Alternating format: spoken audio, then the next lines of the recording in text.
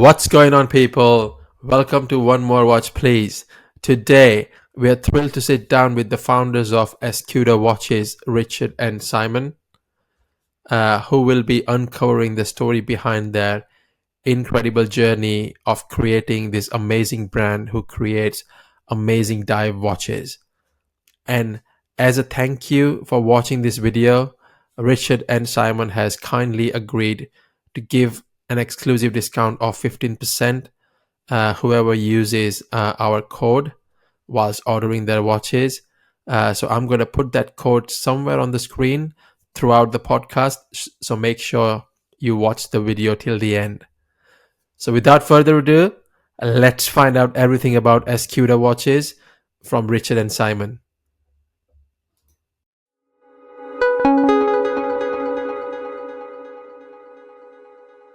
Hey Simon, hey Richard, how are you doing today? All good, matey. How are you? Splendid. Yeah, I'm very well, thank you. I was on leave this week, so just chilling this week. That's all right for some, isn't it? Yeah. Well, I'm just retired, so I really don't do anything, so it's fine. Oh, that's even better. Oh yeah, Richard's living a good life in Portugal, isn't he? Although he is very busy at the minute. Doing a project out there, aren't you, Rich? So he's up. Yeah, Portugal's nice. I've been to one of their islands, Madeira. Madeira. This Yeah, well, year. that's where Simon's mum was born. That's where And family's that's from. where his dad's from. You know, his whole family's from Madeira. Nice. The Madeira is beautiful. Although, and it's a gorgeous place to go on holiday, but I actually wouldn't want to live there. It's just a little bit too little. You know, Yeah. better living on the mainland. And Portugal itself is just an unbelievable country. It's kind of got everything. It's like a Britain with only a tenth of the people and sunshine. So it's glorious, really nice. Yeah. Yeah, definitely. Beaches. Nicer beaches. Um, I would say so. it's Oh, nicer where I am. well, Yeah. the beach where you're is gorgeous. It's just the sea that's crap. It's amazing. It's a massive beach that goes right up to the, Goes right up the Lake District from Liverpool. Just, if we had the weather to match, Yeah. yeah. The weather just doesn't do it. No. Yeah. As long as you have the sun, you don't really need a beach. No, exactly. Just need the sun. Yes, that's exactly right. Yeah. Cool. So Yeah, why don't we start by telling the viewers a bit about both of your background and how did you guys get into watchmaking? It's going to be 5 years now, isn't it, Richard? Yeah. We started back in 2020. So background. Do you want to go first, Richard? Me? I don't know. I've had various different careers and various different things, and then but sort of running through. It's mainly been sort of property development, I suppose, certainly over the last 30 years, and I moved to Portugal when I retired from in England, but then we started doing properties again in Portugal. And that's been, was really relatively easy and quite successful. But then Simon came along with the idea that we should do a watch, and I liked what he was doing. I liked the name he came up with, and so we agreed to join forces and form a company. But we decided if we were going to do it, we wanted to do it properly. We didn't want to go down the Kickstarter route, which in retrospect was probably a mistake, but because you kind of really, with Kickstarter, I think you've only got one sort of shot at it. If you don't get it right and you don't get the backing, you've blown it. Yeah. And to be perfectly honest, when you're naive enough to think that you're going to be able to launch a watch for £100,000 or euros, and then the reality is that it's a lot more expensive than that, and the work involved in developing the watch is fine, but the work involved in growing the brand is the really hard bit. Yeah, I would agree with that. And in terms of myself, it was 2020 when it really all started for me. But I've always been a watch enthusiast, and when we're all stuck at home with COVID, like we all were, it all came from there, really, didn't it? Where I just started getting some pens and papers, started sketching watches out, and I talked Richard into getting involved, and we've got some good ideas, got a nice name, got some really nice details for some ideas for the details of the watch, the dial, the bezel, and so forth, and it all just sort of gelled and came together. The Portuguese, the British collaboration was one thing that we wanted to do, especially the Portuguese and the British International Alliance over 670 years. So we thought, with that in place, with Richard being British and Portuguese and this and that, we just thought, you know what, it's a nice little story there that we can, because every brand needs a story, right? Yeah. You can't just bring out a watch and have nothing.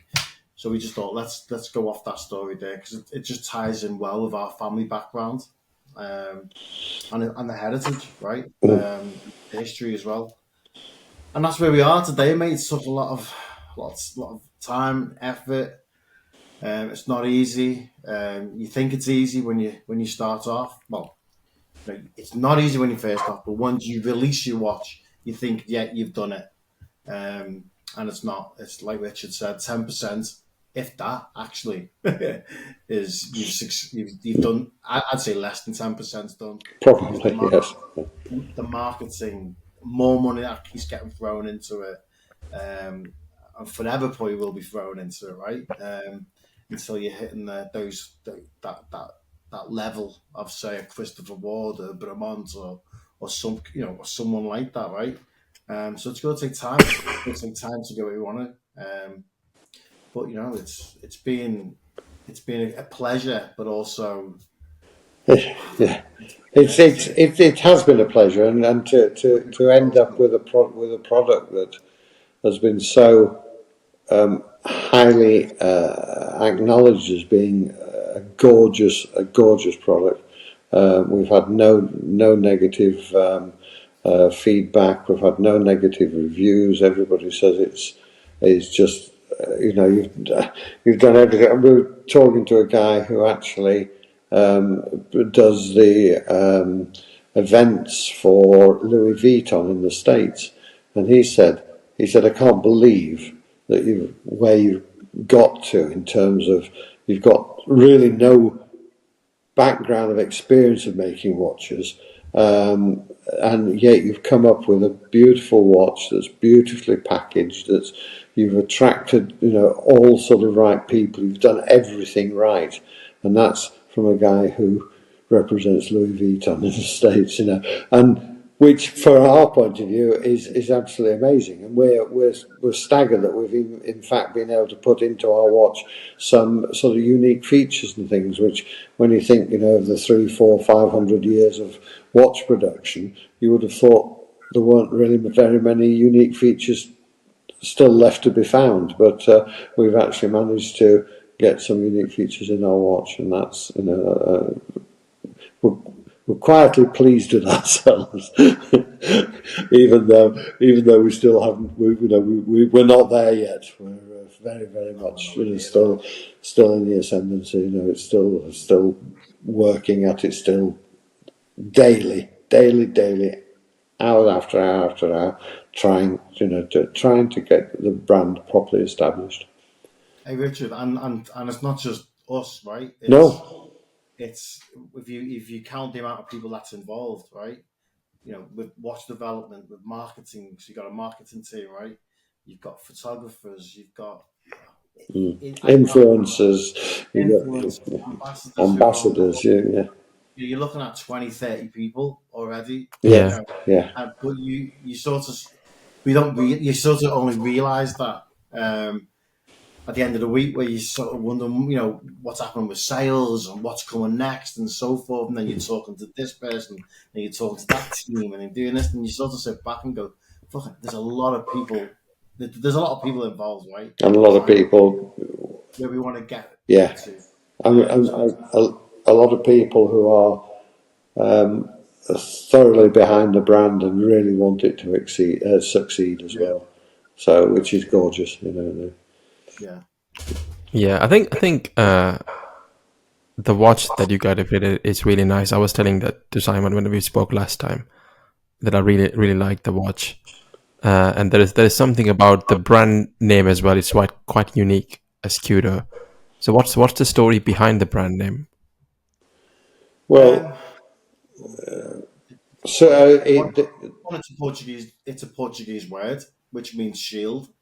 Um, but it's also part of the Portuguese, the flag and sort and the sails and the ships from yesteryear, from 500-600 years ago when they're exploring the world. It was the Order of Christ cross that was on there. So, well, that's the actual cross, sorry, but the yes, shield itself that we have on our branding comes from the word escudo, and which but used to be the currency and yes, stuff like that. it was the old currency Yeah, before Portugal joined the euro, and yeah, so there's actually quite a lot of nostalgia and obviously a lot of recognition of the name, a lot of nostalgia for the currency as well, because the effect of joining the euro was to cause hideous inflation over here. So people in general would like to go back to the Escudo, and so there's, as I say, there's a lot of good feeling about the name amongst the Portuguese, not just in Portugal but worldwide. Even the people who aren't, who are expats who are in the States or in wherever in the world, they're still very very keen on the name Escudo. Yeah, I think when you hear the brand name and when you see the branding, it feels like a luxury watch brand. it does, doesn't it? Thank you. It And, does. Yeah, and you know what, yeah, mate? And I've said this on a number of occasions now when we've been on other podcasts or when anyone asks, why did you pick a scooter? And this, it wasn't a matter of just sitting there and thinking, and it came to my head. It was literally just watching a football match. That's the God's honest truth. I was watching Portugal play, and I had no top on, and I've got it tattooed on my arm, and I looked at it and said, escudo. And I said it in Portuguese, escudo, right? And I just thought, escudo. And the more I said it, the more it just sounded like a brand name.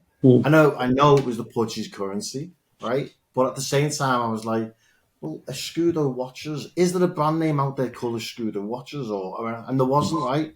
There was Shield. I know there was a brand name out there, or there used to be one called Shield, but the word Escudo is Portuguese, right? So it just didn't have one out there. We were checking with the registry and all over. We couldn't find it. So that about well, after telling Richard, giving Richard a call and said, "What do you think of Escudo watches?" And I maybe immediately went, I think it's yeah. I think that's a really good story behind the name of the brand.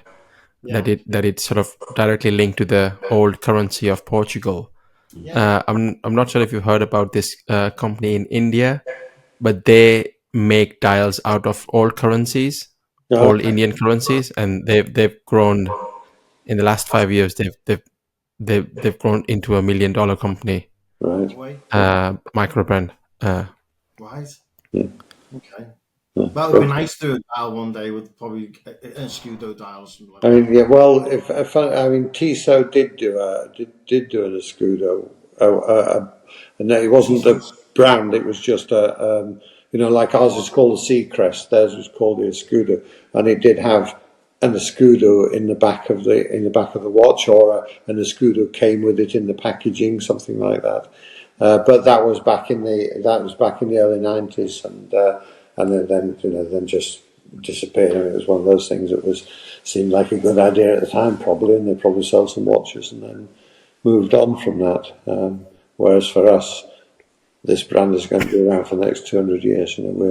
We want it to be a proper brand. We don't want it to be a micro brand. As we say right at the beginning, we said we want to have a proper brand. Yeah, We don't want to just make a nice looking watch and sell a few watches. We want to. This is the start of a very, very long family, hopefully, journey. Although probably at some point it may well, go outside the family, but at the same time, at the moment, it is very definitely a family business. And the ambassadors who have joined us have come in to be part of the Escudo family.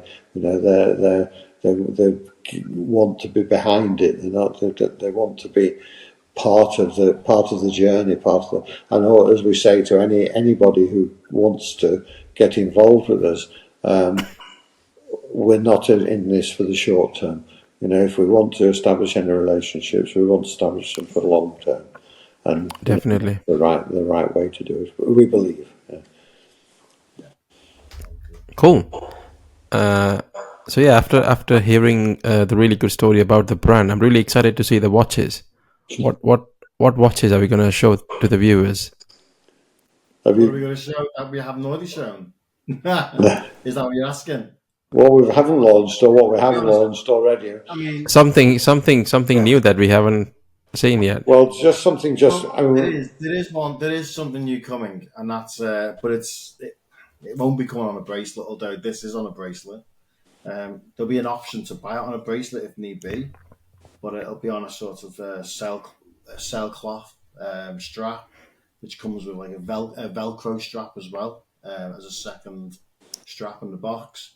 But this is basically it. I mean, I don't know if I should show this. I don't know. It's too soon. This is basically it then. It's called it's not a new model, mate. It's a new model in terms of it's a collaboration with one of our ambassadors called Rich Manley. So the hands obviously are different to what we normally use. It's got a printed dial. It's got we normally have our cross on our crystal, which that appears with condensation, or if we breathe on it. There's going to be something different on there. I can't exactly tell you what it will be, but it's part of whatever he does. But yeah, we've gone down a route with it being orange because his logo is an orange, right? So we thought, why not? It looks. You want to appreciate it, yeah. You can't appreciate it quite as much as you would appreciate it if you saw it in real life. It's stunning in person. I I'm actually going to the Manchester show, so I don't know if you're going to the Manchester show in 2 weeks' time, but that will be on. I'll put that on display and show everyone. It's nice to. I mean, obviously, it's still got all the Escudo DNA, but it's nice to engage so well with a guy. He's our ambassador, but he's an adventurer. He's a magician. He's a world explorer, which all ties in really well with the background story of exploration and of That's why on our watches all the indices, the 12, 3, 6, and 9 are pointing outwards. We're looking to go out, we're looking to adventure. Nearly all watches have got them all pointing inwards, just from I think basically from laziness, but also for people just copying each other. We've turned the whole thing around and made it so it's out there. We're an outward looking business. We're not an inward looking business, and we've still kept the accuracy of the watch by using the back of the indices to fit the hands into as alongside as the watch rotate as the hands rotate. So our hand fits right into the back of the indices, as does the second hand, and then the minute hand lines up with the point of the indices, and so it's sort of compass based. It's got there's a real sort of purpose to the dial, in terms of accuracy and clarity. It's that will give you more of a. Yeah. Oh, that looks really nice. That's what he's going to do. I do like an orange watch. Yeah. Well, we've never. Orange, yeah. Most of the ones that we've done so far have been fairly classic colours, but this one is, it's just a bit more in your face. It's a bit more I think sort of possibly a slightly younger audience, and because it's very, very different, it gives us the opportunity to talk to people also about collaborations, because we're prepared to work with people if they've got some watch ideas, and we could extend some of our features plus additional features into making something, again, really sort of quite striking and unique. Yeah. Yeah. Cool. Well, That's a there's only going to be 100 available as well. It's limited to 100. So, and although you'll see it on our website, you can only purchase it on his website. Apart from Rich Manley's website, yeah. So we'll be redirecting everyone over to his website and so forth. But yeah, it looks beautiful in person. So, like I said, if you go into the event in 2 weeks' time, I'm not sure if you are, but you'll understand what I mean by it's got a striking look to it. The orange really bounces with the light as well, because it does look. It's got like a rusty orange to it, but yeah in light it then pops. And with the white hands as well, that just changes it up as well. Where normally you'd have steel or yeah rose gold indexes on hands, this has got a printed dial, and then the white hands just really complements it really well. Just pops out, So anyway, yeah. that's our next model that's coming out. Yeah, thanks for showing us that watch. That's a really nice watch, and I'm really, really looking forward to seeing that in person at some point. Good. Thank you. So when are you guys planning to launch this watch? Well, It's about 4 weeks. Okay. 4 weeks from now, yeah, it will be. It should be available. Cool. That will make a really good Christmas present for someone. So if anyone Indeed. Yeah. watching it, make sure you keep an eye Yeah. on Escudo's Instagram page. And it's the logoing is Expedition Rich for Rich Manley, the adventurer. So that's his logo, and so it's a Rich Manley watch, but Escudo Rich Manley watch. Cool. So for the sake of viewers who want to learn more about the brand, where can they reach the brand? Just on your website or Instagram or? On everything, basically. Twitter. We don't really. We've always had a Twitter account, but we just haven't really. I think in the beginning we were concentrating more on Instagram and Facebook and so forth. But TikTok, and they can. Trying to do a bit of TikTok. Yeah. We're on Twitter now, but we're starting to throw a bit more content on there. LinkedIn as well. We're on LinkedIn. But yeah, I think. But they can contact us directly as well. We have a very, a really good engagement with our customers, and again, it's something.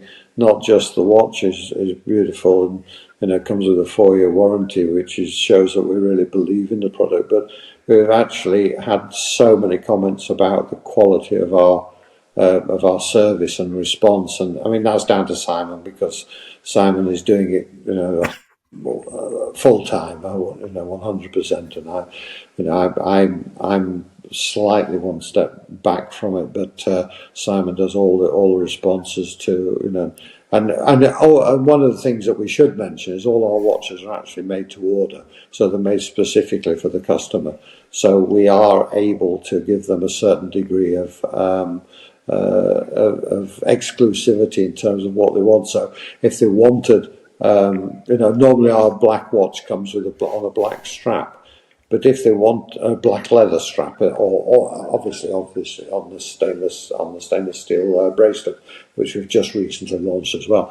But if they wanted to buy a black watch but put it on a white strap or a cream strap or something like that, that's possible, because our straps are handmade in Scotland for us. We have our own strap tailor there, and he will respond to producing pretty much anything we want, and it's why we've got when you order an Escudo watch, you've probably got a waiting time of about 10 days, 10 days to a fortnight, and that gives us the flexibility to be able to make the watch specifically for you, but also to do some subtle alterations if you'd like them. Yeah, I think that's a really good touch, because every time I buy a new watch, I don't like that I have to go through and adjust the bracelet and everything myself to be able to wear that watch. So I think that's a really good touch, that I can unbox the watch and I can put it on straight away. Yeah. Well, you see, in terms of the of the straps, for example, if you've got a particularly big wrist or a particularly small wrist, we can make a bespoke strap for you, and we because we've got actually quite a few ladies wearing our watches, but they don't like them with the man's strap on because it is a bit too bulky for ladies, and it's also a bit too long. So they can specify a shorter strap, and we can respond to that and make it specifically for them.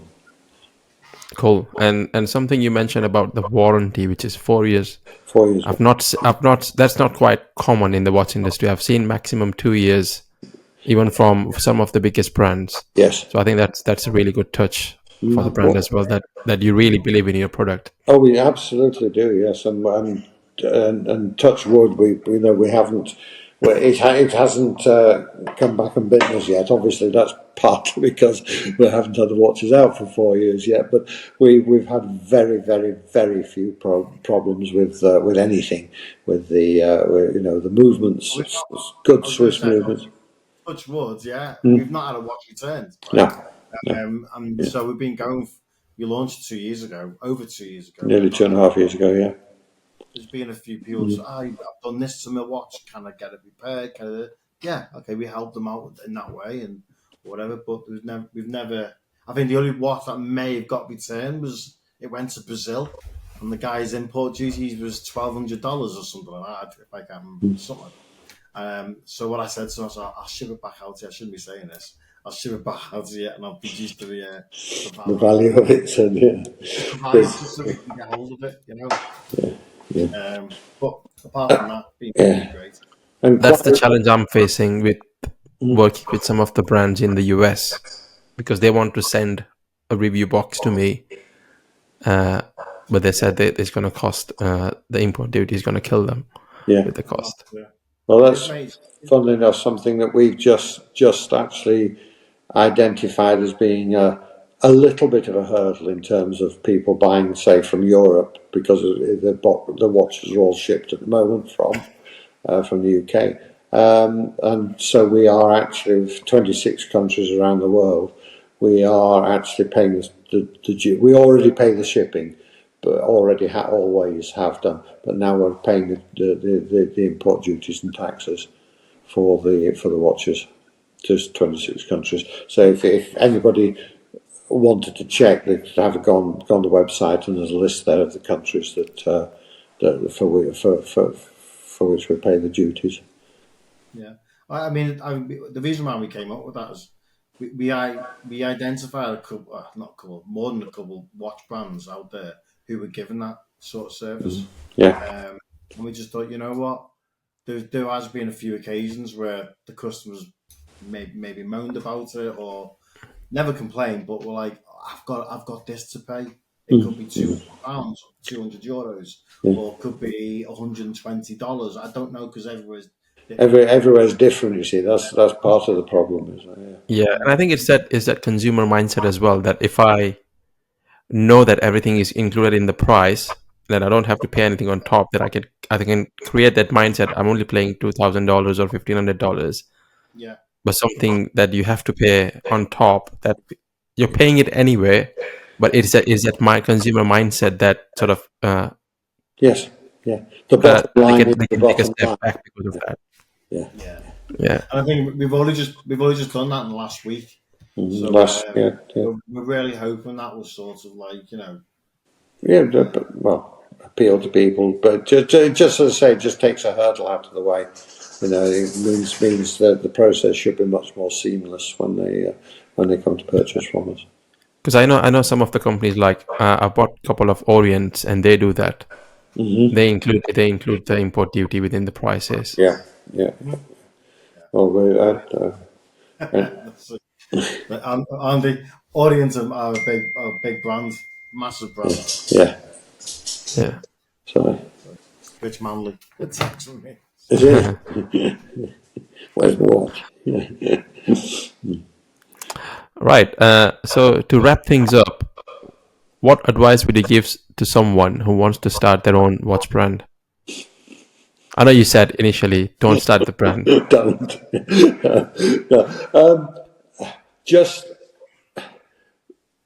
Just for them to think about it incredibly seriously and realise that it isn't just about making a watch, and that is the simplest bit of the process. Even though it's not that simple, you have to find the right sort of you have to find the right developer, you have to find the right person to do your 3D drawings, you have to find the right the right person to who knows how to produce dials, how to, and it's not straightforward to find those people.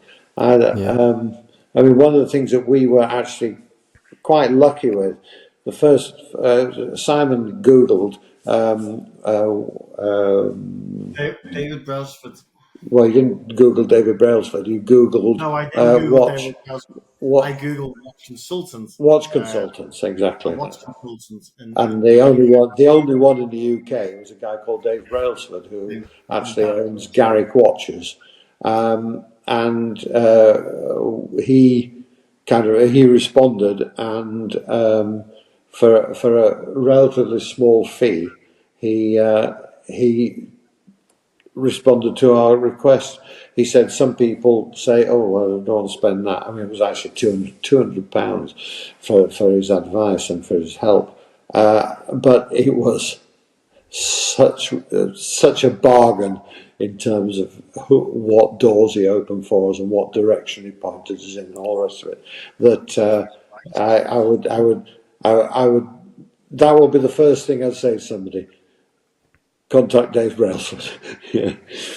Yeah, Because yeah. there's a If you chance invest there's a chance £200 that that would take away some of the real issues of actually finding the people to work with. Yeah, because realistically, who do you go to, right? You might have an amazing idea, right? Amazing watch, whatever, right? Who do you go to? You don't go. Why do you You start can't the just process? go knocking on doors at a No. manufacturer. Can you produce this? Yeah. You've got to have a connection somewhere who's in it already within the industry to open doors for you, or recommend people to, who can do dials, who can do a case, who can do this, do that, who can help you with developing the actual design of it as well. Yeah. 'Cause you might have something that you've drawn out, but then it's taking it to that next step. Yeah, The technical drawings and the 3D, Yeah. stuff that you need to do. It just takes you to the next level, and but that's Yeah. all I do. be really realistic. It is going to be very, very, very hard work. It's an And time. incredibly competitive market. There are thousands of brands out there, and think about it very seriously before you do it. Would be my advice. Yeah. I think one of the things that I would like to add is like, if you are not in it for the process, don't bother starting a watch brand. If you're just aiming that, oh, I'm going to launch something and I'm going to make millions out of it, you're not gonna enjoy it. If you enjoy the process, No, absolutely. No, then that's fun. That's the fun part.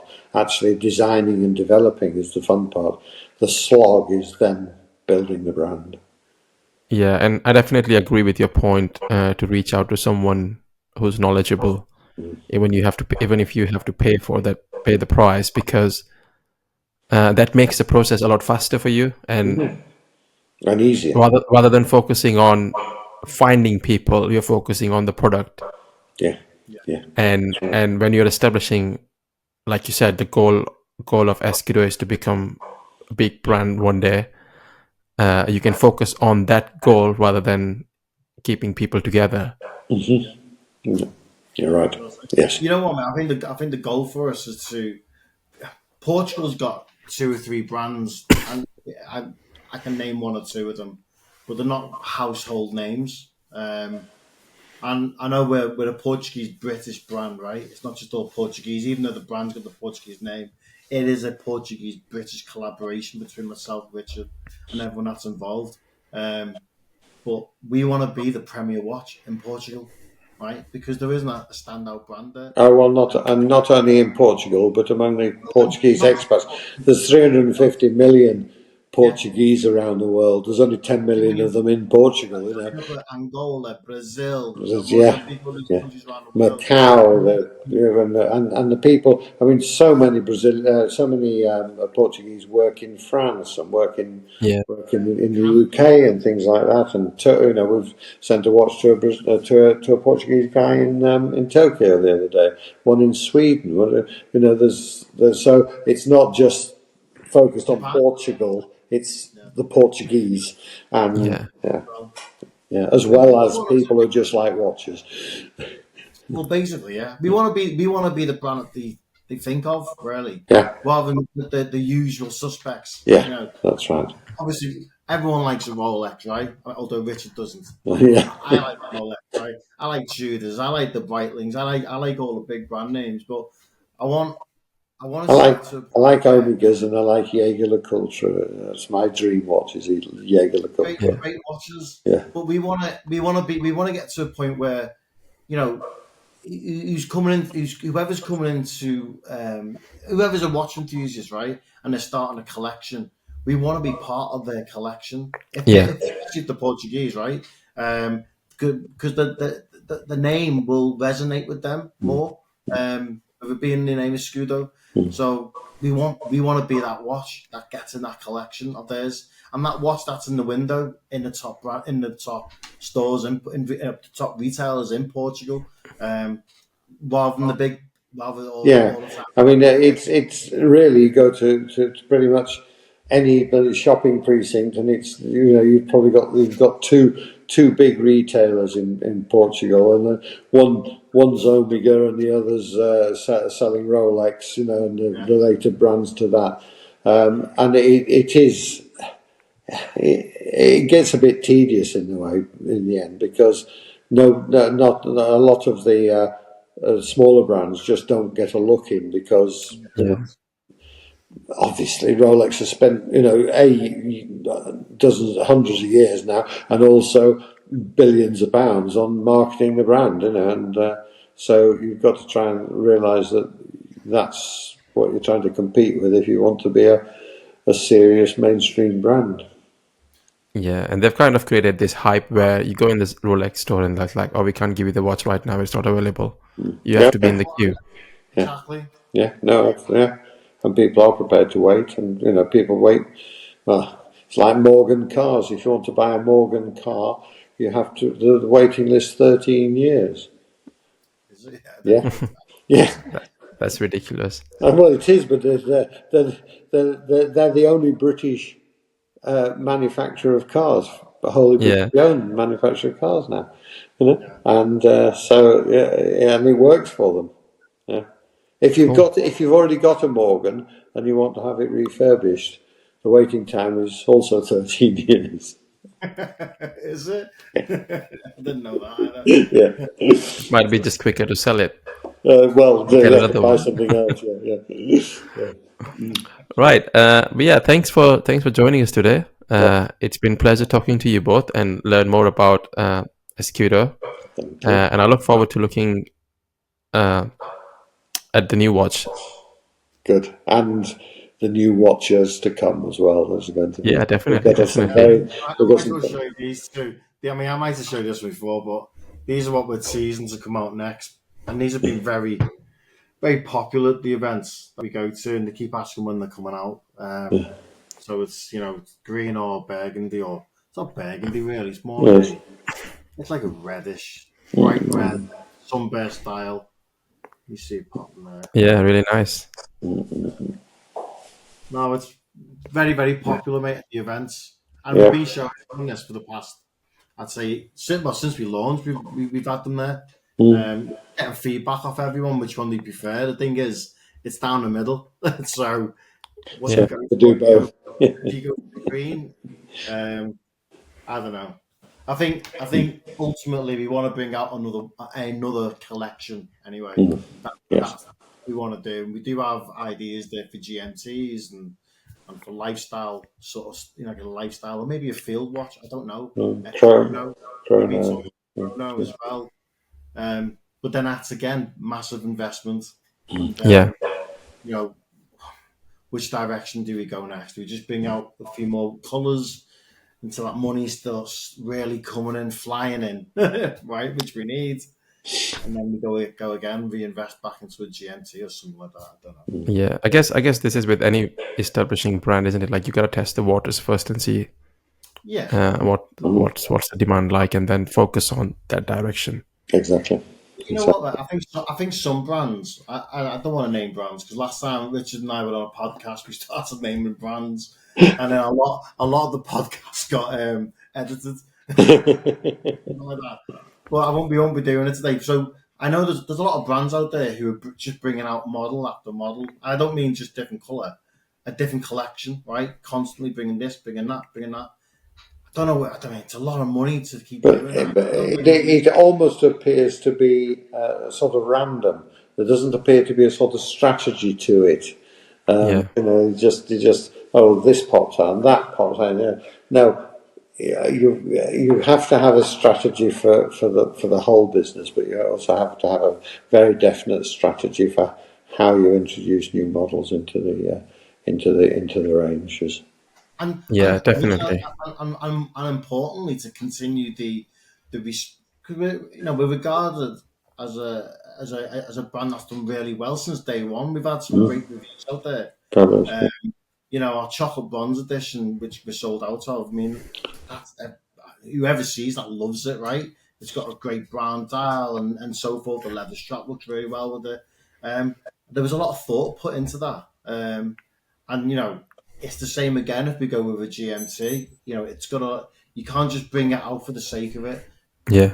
Think about it. You got to think. We want to continue the reviews that we've had in the past and continue having good reviews. Don't just bring it out for the sake of it, and then get a Yeah. review, and then everyone's like, "What have they brought out?" That's Yeah. You're right. When you have set that expectation towards your yeah. consumers, then you need to meet that expectation each time, or Absolutely. or more, or add to that Add to expectation it, as well. yes, yes, And yeah. people are Yeah. quick, to tell you as well. And today's with YouTubers and influencers out there now who can really put a mark on your brand. Really, you don't realize how influential a YouTuber can be. If he really gets goes into your brand. Oh, what have they done? They've done this. That's not good. That's not great. That's the looms this. That. You start seeing all the comments. Yeah. So it can be it can be damaging to the brand, I'd say. So you got to put thought, you got to put a lot of thought into it before you pull the plug. I'd say, and just keep bringing out random shit. Yeah. Right. Cool.